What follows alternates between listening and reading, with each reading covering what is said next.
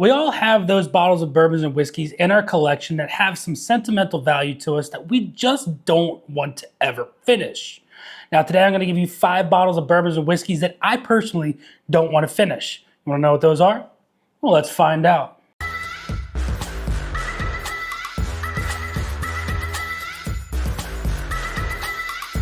What is going on, everybody? Nathan here with the Everyday Drinker, but he has a brand new video. Today, we're going to be going over 5 bottles of bourbons and whiskeys in my collection that I just don't know if I could ever part ways with. They might have 1 sip left, they might have 2 sips left, or they might be halfway gone. But these bottles are ones that have some really good sentimental value to them that I personally just don't know if I could ever part ways with. Now, before we get into my 5 bottles, I want to know what's some bottles in your collection that you don't think you could part ways with down in the comments below. Last week we did a review of the Stag Jr. Batch 15, one of those first bottles of whiskeys that I had gotten that was a unicorn in my collection, and we did a final review of that bottle. Now, these 5, I think, are a little bit harder to part ways with. Let's just get into bottle number 1. Bottle number 1 goes to this bad boy right here. This is the E.H. Taylor Barrel Proof. Now, this is the Batch 10, comes in at 127.3 proof. And the specific reason why I can't part ways with this bottle is because this was the bottle I opened up on my wedding day. This bottle has some really great memories with it. Cracked it open with a bunch of the groomsmen. Drank this bottle a decent amount that day. And I have cracked it and enjoyed it every anniversary since then. And we have about, I'd say, 6 ounces left in that bottle, and I don't want this bottle to end. Now, I could definitely go out and get another Batch 10, be a pretty penny to do so, because this is most likely the best E.H. Taylor Barrel Proof batch that has been released, because I've had a couple of them and none of them have compared to this one specifically. But nonetheless, super sentimental value in this bottle right here that I don't want to part ways with. But nonetheless, eventually it's going to have to happen. Now let's get into bottle number 2.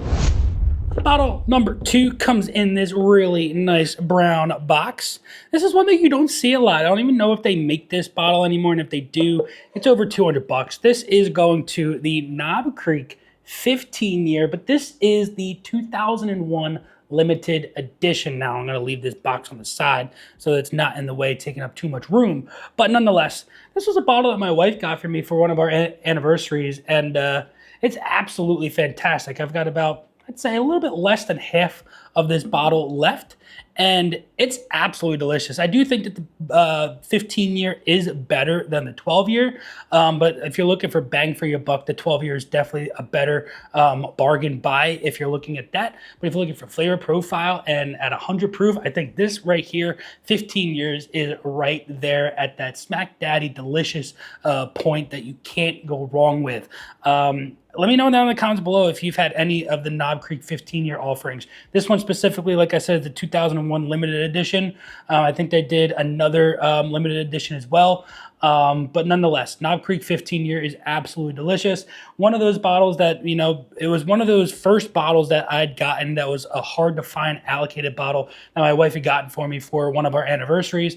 I didn't know much about it. She didn't know anything about it. Went into a store, told the guys what she was looking for, and they just so happened to have something like this in the whiskey wall that they broke out for to surprise me for our anniversary.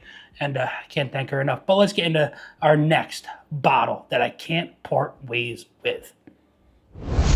Next bottle I can't part ways with, and I've got probably 2 pours left of, is this right here. Now, this is the Empire Crust from River Roots, and if you don't know what this is, this was my very first personal barrel pick. This was a 10-year-old Booker's barrel coming in at 120.75 proof, and it was scrumptious. Now, if you guys are interested in joining in on the Patreon to get in on our barrel picks, here we've got a brand new one. The Cedar Ridge has dropped, and if you want to get your hands on it, we've got a couple bottles left, so check that link out down below for the Patreon before it goes live, if any of those bottles are left over to the public.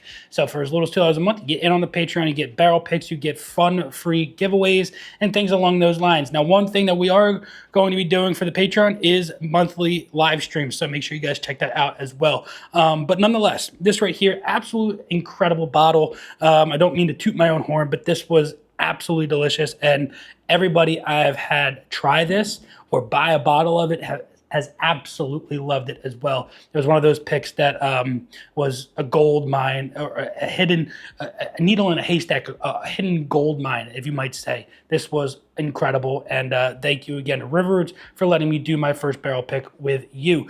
But let's get into our next bottle that has a lot of sentimental value. Next bottle goes to this right here, and if you don't know what this is, well, that is the label. It is the Van Winkle Special Reserve 12-year-old Lot B. And this is a fun little story, a bottle that, you know, I'm not saying this is the best bourbon. None of these I'm saying are the best bourbons on my list. No, these are the ones that have sentimental value. Bottle King here in Jersey was doing a raffle for the Pappy 10, 12, 15, and 2023 year. And I had my wife enter into it. She's got no idea what bourbon is. So I as well was entering into it. You can enter every single day. Bottle King had roughly, I think, 50,000 entries over the entire month of December when they were doing this raffle.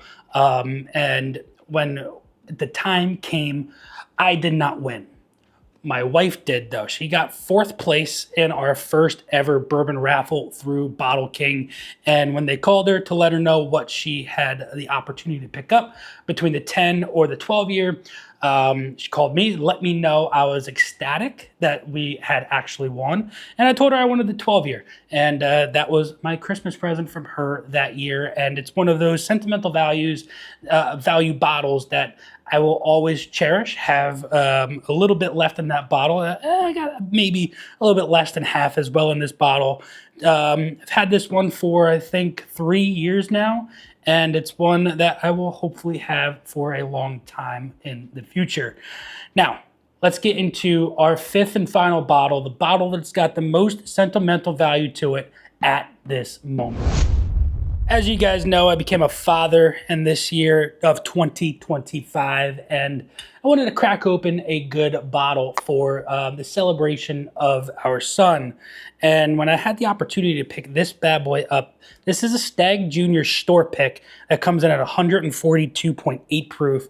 I figured, yeah, why not? That's the bottle I want to crack open for the celebration of our son. And that is exactly what we did. We celebrated the birth of our boy with this bottle right here, and it is scrumptious. Now, we've got a decent amount out of this bottle, more than I want out of this bottle at this moment, because, well, I want to be able to have a sip of this when he turns 21. Now, I don't know if that's going to be feasible. I might have to put it in a little 2-ounce jar and put it away in a lockbox one day with his name on it, because I don't know if I'm ever going to be able to hold on to this for 21 years, but that is the plan. Now, the plan is to also get a 2025 birthday bourbon, Old Forester birthday bourbon, to hold on to for 21 years as well.